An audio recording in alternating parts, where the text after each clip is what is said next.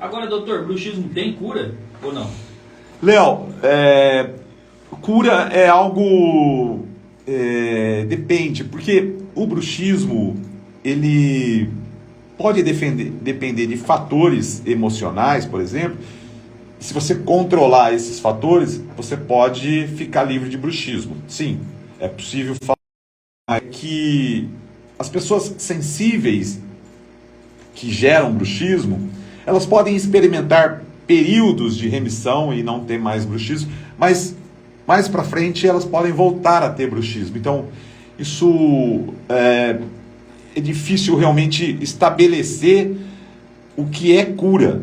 O que importa é ter controle. Se estiver bem controlado e o bruxismo não estiver apresentando malefícios para o sistema estomatognático, consequentemente para a saúde da pessoa, a gente pode até pensar em cura. Mas existem alguns autores que chamam o bruxismo, eu acho até um certo exagero, mas eu entendo o que eles querem dizer, é quando chamam o bruxismo de um quadro de natureza autoimune.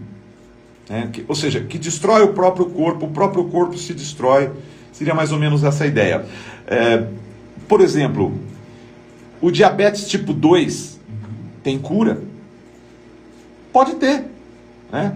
Se ele tiver um controle violento de peso, de alimentação, etc., a gente pode até falar. Mas se ele se descuidar, em algum momento, esse diabetes tipo 2 vai voltar, né? A hipertensão é mais ou menos, tem uma relação, você pode precisar realmente do antihipertensivo, mas com alimentação, com exercício físico, com sono adequado, o cardiologista pode controlar e você pode até ficar livre da hipertensão, mas se você descuidar, você vai voltar a fazer pressão alta. O bruxismo, a ideia é a mesma, né?